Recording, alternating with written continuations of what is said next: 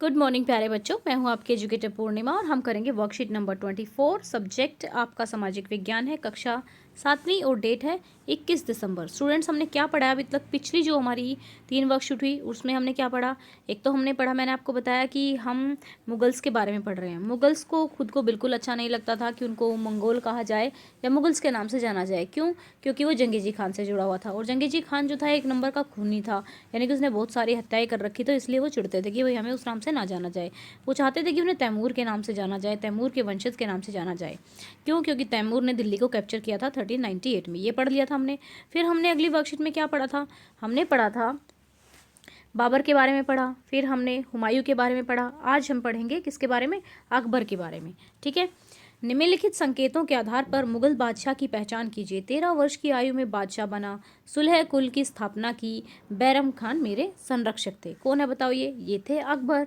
आप तो ये लड़की कहती है आप अवश्य ही मुगल बादशाह अकबर की बात कर रहे हैं। आइए अब हम बादशाह अकबर के बारे में जानकारी प्राप्त करते हैं।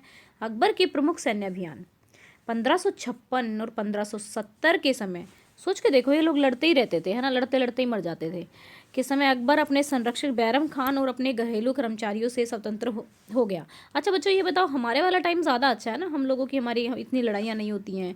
पहले टाइम तो राजा ने आक्रमण कर दिया, भागो भाई भागो, जनता भी भाग रही है। और तो आप कमेंट करके बताएंगे हमारा वाला टाइम ज़्यादा अच्छा है या राजा वाला टाइम ज़्यादा अच्छा था? ठीक है। 1556 से 1570 के समय अकबर संरक्षक बैरम खान और अपने घरेलू कर्मचारियों से स्वतंत्र हो गया। उसने सूरी और अन्य अफगानों, निकटवर्ती राज्य मालवा और गोंडवाना तथा अपने सौतेले भाई मिर्शा हाकिम उजबेगों के विद्रोह को दबाने के लिए सैन्य अभियान चलाए। 1568 में सिसोदियों की राजधानी चित्तौड़ और 1509 में रणथंभौर पर कब्जा किया। 1570 और 1585 के समय गुजरात के विरुद्ध सैनिकों के अभियान चलाए। तो यहाँ पर आपको ये डेट्स याद करनी है। 1567 में सिसोदिया, 1569 में रणथंभौर, 1570 में गुजरात। ठीक है, और इनके अभियान चलाए थे। मिर्जा हाकिम की मृत्यु के बाद काबुल को भी उसने अपने राज्य में मिला लिया। दक्कन में अभियानों की शुरुआत हुई। बार खानादेश, अहमदनगर के कुछ हिस्सों को भी राज्य मिला। सफ़ाविदों को हराकर कगार पर कब्जा किया गया और कश्मीर को भी जोड़ लिया गया। 1585 से 1605 के समय अकबर के राज्य का जो विस्तार हुआ, उत्तर पश्चिम में अभियान चलाए गए। अकबर की प्रशासनिक नीति, प्रशासन यानी कि जो शासन चलाने के लिए जो नीति थी, भाई शासन किस तरीके से चलाया जाएगा।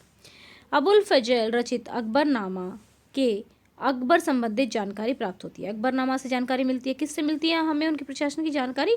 अकबरनामा से। और किसने लिखा था ये? अबुल फजल ने। ठीक है, किसने लिखा था? अबुल फजल ने। तो देखिए, अब साम्राज्य कई सूबों में बटा हुआ था। सूबों के प्रशासक सूबेदार कहलाते थे, जो राजनीतिक तथा सैनिक दोनों प्रकार की जिम्मेदारी निभाते थे। प्रत्येक प्रांत में एक वित्तीय अधिकारी होता था, जो दीवान कहलाता था। प्रशासन में सहायक अन्य अधिकारी भी थे, जैसे बख्शी, सैनिक वेतनाधिकारी, सदर, धार्मिक किए जाने वाले कार्यों का मंत्री, फौजदार, कोतवाल। ठीक है, तो ये सारे कौन थे? इन्होंने मतलब ये कहे जाते थे, इनके जो मंत्री होते थे। तो मेनली यहाँ पर धार्मिक नीति, अब धर्म किस तरीके से वर्क करता था? अकबर ने सुलह कुल की नीति का आरंभ किया था। सहिष्णुता, सहनशीलता, कि भाई सभी धर्म आराम से रह सके। ठीक है, कि मध्य भेदभाव नहीं करती थी। इसका केंद्र बिंदु क्या था? कि जो सर्वत्र लागू की जा सके, जिसमें केवल सच्चाई, न्याय और शांति पर बल हो। ठीक है, सच्चाई, न्याय और शांति तो हर धर्म में होती है, तो इसीलिए ये अच्छा था। अपने अध्यापक अथवा परिजन की सहायता से अकबरनामा व उसके जल्दों में दिए गए विशेष जानकारी एकत्रित कीजिए। तो ये आपको एकत्रित करनी है, आपका क्रियाकलाप करना है। और अकबर की धार्मिक नीति की विशेषताएं बताइए, अकबर के प्रशासन की विशेषताएं बताइए। ठीक है, तो चलिए बच्चा, अब हम करेंगे इन दोनों क्वेश्चंस को। अकबर की धार्मिक नीति की विशेषताएं बताइए। अकबर ने सुलह कुल की नीति की शुरुआत की। सहिष्णुता की यह धारणा अपने अनुयायियों के मध्य भेदभाव नहीं करती, जिसमें केवल सच्चाई, न्याय और शांति प्रबल थी। अकबर के प्रशासन की विशेषताएं लिखिए। साम्राज्य कई सूबों में बटा हुआ था। सूबों के प्रशासक सूबेदार कहलाते थे, जो राजनीतिक तथा सैनिक दोनों प्रकार की जिम्मेदारी निभाते थे।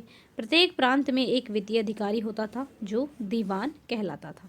ओके स्टूडेंट्स, तो बच्चा ये थी हमारी आज की वर्कशीट। आई होप आपको अच्छे से समझ में आ गई होगी। एंड अगर आप कभी अनअकैडमी पे कुछ कुछ चीज़ देखो और आपको कुछ देखना हो, मन करे देखने का, और वो कोड मांगे, तो पूर्णिमा 10 कोड डाल के आप उसको ओपन कर सकते हैं, ठीक है। एंड चैनल को सब्सक्राइब कीजिएगा अगर आपने अभी तक सब्सक्राइब नहीं किया है। जूम एजुकेशन 6, 7, 8 को भी आपने सब्सक्राइब कर ही लिया है, वहाँ पे हम लाइव क्लास करेंगे।